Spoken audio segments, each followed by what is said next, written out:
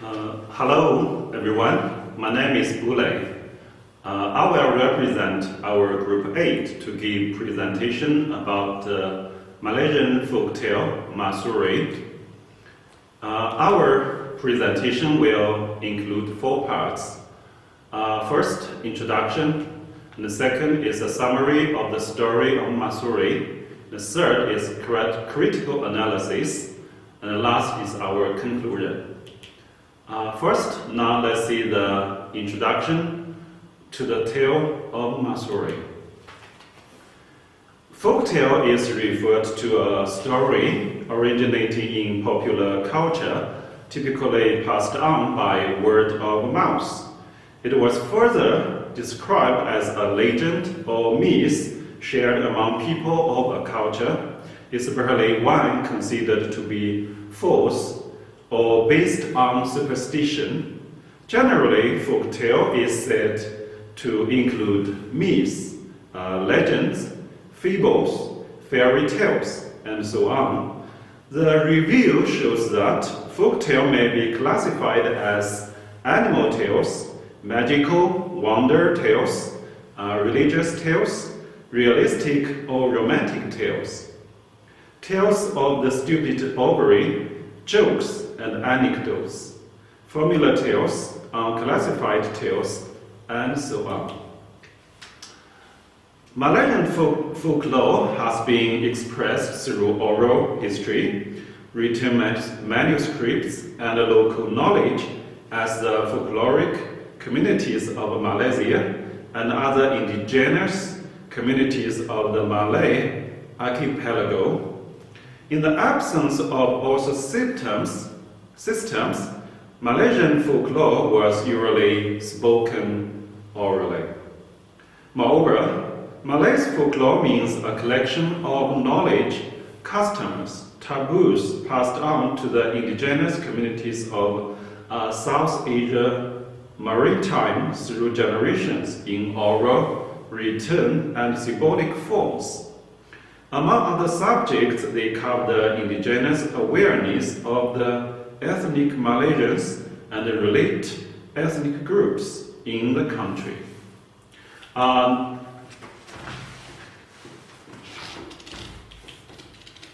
Next, let's have a quick look about the story of the Mahsuri. Specifically, the tale of Mahsuri depict a woman that was accused wrongly of adultery without proof. The villagers were said to believe what they were told, and even with the plea of Mahsuri of her innocence, nobody believed her. She was stabbed to death, and white blood came out of her body, proving her innocence. Story has it that Mahsuri behavior found to be different from the natives, and also intolerant nature of natives caused her death. Mahsuri, before her death, cursed Langkawi that its 7th generation would have bad luck. The kingdom was reported to be taken over by Siam, and her curse came to pass. Mahsuri tales therefore remind people of her tragedy and her curse, and the need to encourage honesty, tolerance, trust, kindness, and respect for people to live in harmony. After we know the story of Mahsuri, now let's have a critical analysis. First, let's talk about the significance of Mahsuri. Every society shares some of folk tales, which are really helpful to preserve culture. They are also shared to entertain and educate people. The Malaysian folk tale Mahsuri is the story of a woman who was brutally murdered by the villagers on the basis of doubts. Her story serves as a stark reminder of the power of female agency in the face of societal injustice and patriarchal oppression, warning against envy, rumor mongering, and cruelty toward the innocent. The incident happens due to lack of religious laws, customs, and values among the public. These kinds of folk tales teach us a lesson that state should take strict actions against those culprits who take law in their hands and judge people by mere rumors. In each case, innocent people lost their life without being tried by the competent court of state. The story of Mahsuri also gives us some morals that Malaysians cherish today. From this tale, some morals of traditional Malaysian culture are perceived. And we can see three morals in her story. First, honesty. Second, tolerance. And third, trust. Now let's see first, honesty. Honesty never comes easy. Mahsuri was accused of adultery without evidence. Mahsuri pleaded that she was innocent, but nobody believed her. After Mahsuri was stabbed to death, white blood came out of her body, which proved that she was innocent. White color represents purity and innocence. Honesty is valued from the ancient time and is the foundation of the modern society. Mahsuri's tale tells us that honesty is a very important part of our society. Without honesty, people would not trust each other and other tragedies would happen again. Thus, nowadays, Malaysians value honesty most and take it as an essential part of their life. And second is tolerance. Tolerance among different ethnic groups should be enhanced. Mahsuri came from Phuket, which was slightly Muslim, while Langkawi was a place where Arabs had already lived there for a long time, and Muslim is very common and heavily worshipped. The behavior of Mahsuri, who is an island girl from Phuket, was most probably not liked by the native people in Langkawi, especially the noble families.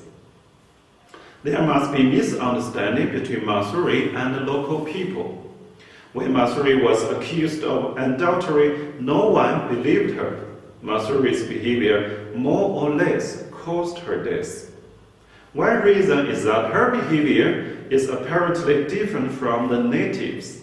Another reason is that the natives are not tolerant enough to the outlanders. We know that there are many ethnic groups living in Malaysia now. In order to live harmoniously, different groups need to tolerate each other in certain ways. This is what Malaysians realize important and how they interact with each other. Mahsuri's tale reminds us that misunderstanding could cause adverse effect and should be eliminated as soon as possible. Tolerance is a vital principle in solving the misunderstanding. We come from different regions and countries. We may have different habits and behaviors, which should easily cause misunderstanding. If we are tolerant enough, we would try to understand one another. Third, trust. Don't curse the others without evidence. There is a saying, evidence speaks louder than words. It's easy to accuse somebody, but difficult to find evidence. It will result in the disbelief among people. Our relationship is built on the mutual trust. Accusing the others without evidence will break the trust and bring the fight in a certain way. Mahsuri's accusation is groundless, but finally caused her death. Mahsuri is not the only one who died this way. There must be a great number of people who died of this behavior.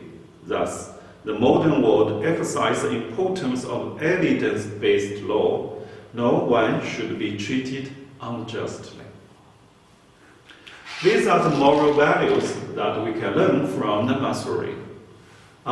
Next, we will make a comparison with other folk tales. Today we have two folk tales to compare with the story of Mahsuri. First, Princess Sambuton, and second, the story of Douwe. First, now let's see the Princess Satubon. Once in a home view state, there are two really pretty princesses, Princess Satubon and Princess Sejinja. They promised the king never to fail until they came to earth. Princess Satubon was granted the right to rule over Pasar Koning, while Pasar Puti were ruled by Princess Sejinja. They were told, apart from supporting the villagers, to preserve peace in both villages. As the time passed, more people came to Sarawak from neighboring countries. Princess Serapi of Matang was one of the guests. They fell in love with Prince Serapi at the same time, sadly. Satubon princess got upset and scolded by Sejinja princesses. They fought hard with each other. Suddenly their cuts flowed white blood. The princesses broke the pledge they made. The princesses were cursed at the time. Satubon princess became a mountain. The mountain on one hand was pounded by her cheek. Princess Jinjiang cut the head into pieces. On the other hand, the beads were laid out.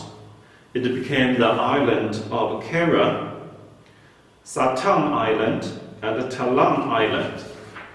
Mountain Satubon and the islands continue to remain in Sarawak to this day. They have become a draw for visitors.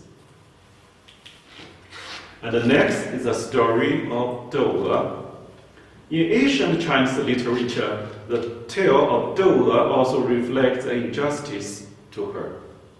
Douwe and her family was bullied by the local squire Zhang Luer, and she was raped by him and finally got killed.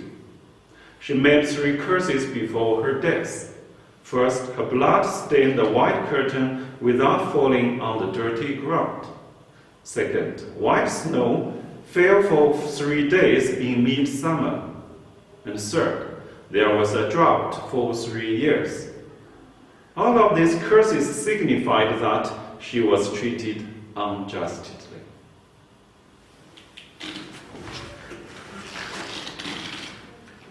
Yeah, this is a picture of Douwe.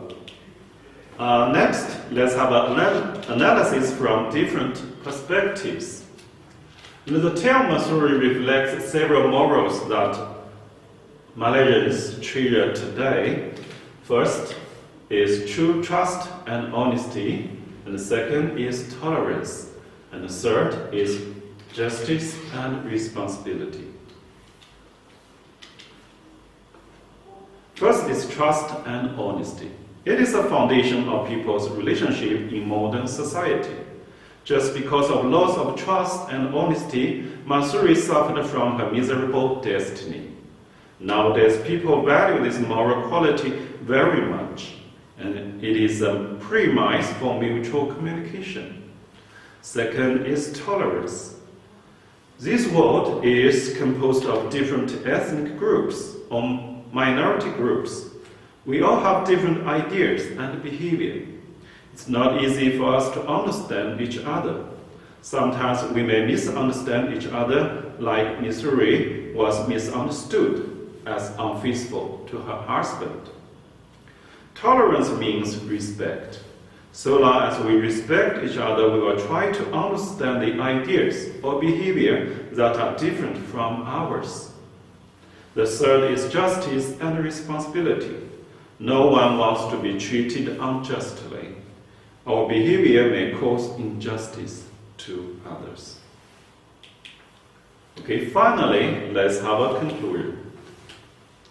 The folk tales in Malaysia tend to be romance-centered between knights, princesses, kings and queens, or heroes, and their demos. Back today in Malaysia, there were numerous royal courts, and many folk stories has been based. Because of the migration nature of the country, some of the most popular folk tales in Malaysian may also be from elsewhere in archipelago. The Malaysian folktale Mahsuri is the story of a woman who was brutally murdered by the villagers on the basis of doubts. Her story serves as a stark reminder of the power of female agency in the face of societal injustice and patriarchal oppression, warning against every rumor-mongering and cruelty towards the innocent. This is all about our presentation, and this is our reference. Thank you for watching.